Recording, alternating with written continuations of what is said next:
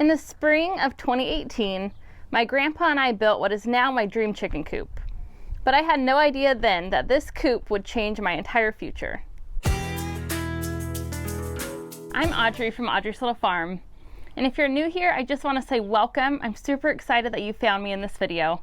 And if you've been around for a while, I just want to tell you how thankful I am that you've been following along on this journey. So when I was a little kid, I remember the first chickens I ever had were in a 2-horse trailer that my dad used to have. And then a few years later, they got upgraded to a bigger trailer.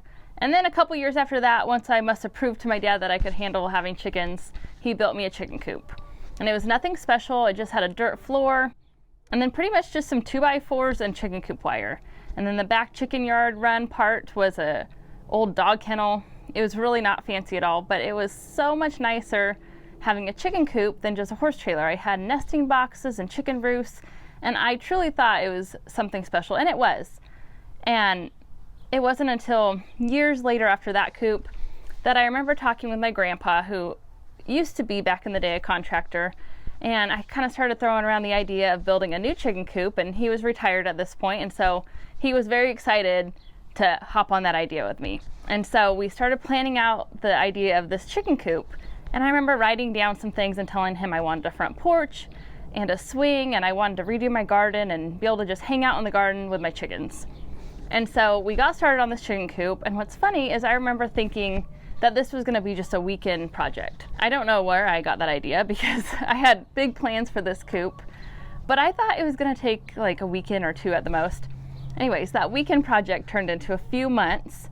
But it was really fun, and it was an awesome experience getting to enjoy that time with my grandpa and then seeing the transformation of this chicken coop being built. And I remember I had people asking me along the way to post pictures and updates either on social media or whatnot. And I remember this one person, and I don't even remember who it was, but they mentioned to me, you should make a blog post talking about the transformation of your chicken coop and how you built it and all the things you're doing. And at the time, I didn't have my blog, I didn't have YouTube. The idea of that sort of thing was completely foreign to me. And then what's funny is a couple weeks later, I was in my junior year of Fresno State, and I was in between classes, and I was scrolling through Pinterest, and I saw this article about how this lady makes her income from her homestead blog. And so I quickly read the article and thought, wow, how cool would that be if I could start a blog? And then by the time I graduated from college, maybe I wouldn't have to go get a regular 9-to-5 job. And so I quickly totally dove in, and I bought books and courses and all these things learning how to make a blog. I remember telling my parents, one day this blog is going to be my full-time income. I'm not going to get a job. And I'm sure out of support, they told me that's cool and encouraged me, but probably were thinking that's also not going to happen. But anyways, I started this blog. It was going good. I was definitely learning, and it was way more work, and it took way more knowledge than I ever thought. But I continued doing this blog thing.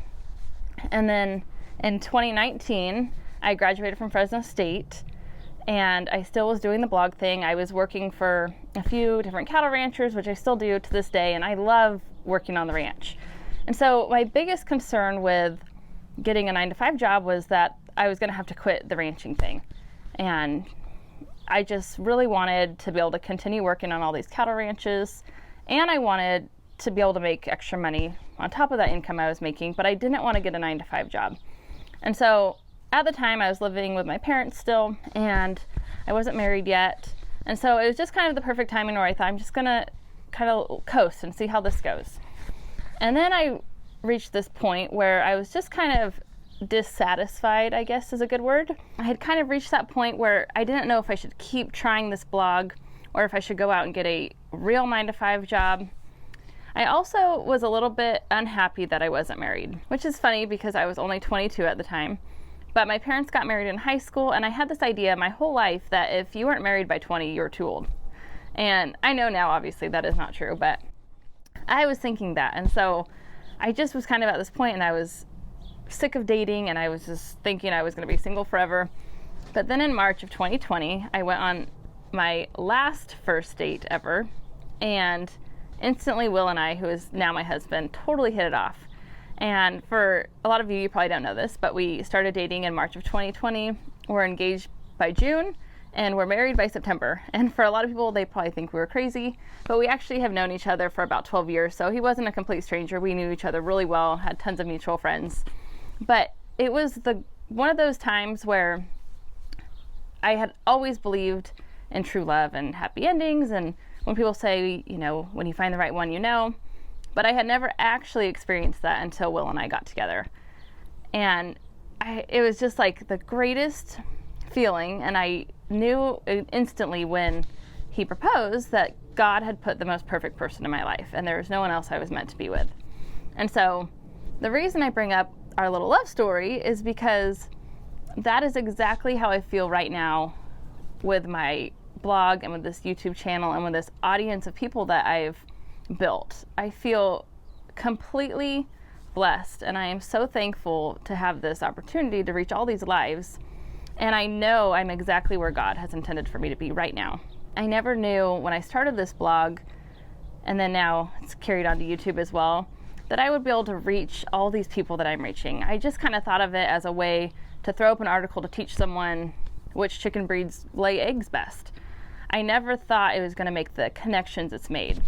And so today I'm just so excited to share this little backstory with you, because my main goal, and what I've really realized now, is that what I really love is reaching all these people and changing their lives in just what I think are little ways, but truly are huge. I've gotten all these emails about stories of people who didn't have a garden their whole entire life because they had a garden as a kid, and all growing up through their work life, they just didn't think they had time. Now they finally dove in and grew a garden, and now they just can't get out of the garden. They love it. And then I've had other stories of people who have wanted chickens their entire life but thought they were too much work, and read one of my blog posts and finally got chickens, and now they wish they would have got them years ago.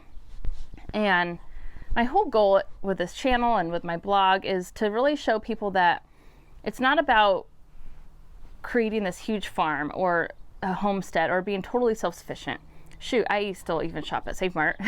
As much as I would love to be able to grow and can all my own food, it's a lot of work. And so, but what I want people to realize is that there's so much joy that comes out of planting a seed and watching it grow and then harvesting your own food. And then there's so much joy that comes out of raising a little baby chick, watching it grow, and then going out and collecting your own eggs. It is truly something that you just can't get from the store, and you can't get from watching a YouTube video or watching a show where you aspire to be that person. You have to do it. And my goal for you, whether you live in town and you only have a patio space of 5 square feet, is to plant just one tomato plant in a pot.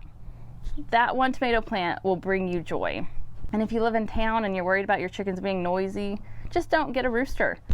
They don't, your hens don't need a rooster to actually lay eggs. And I'm just super thankful that I have this channel, and I have all of you guys watching and sending me emails and just making these connections that I never ever thought were possible.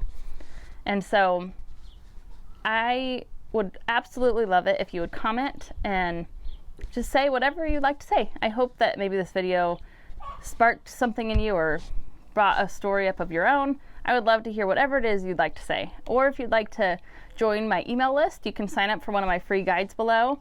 And once you sign up, you'll be on my list, and then we can email. And I just hope you have an amazing day.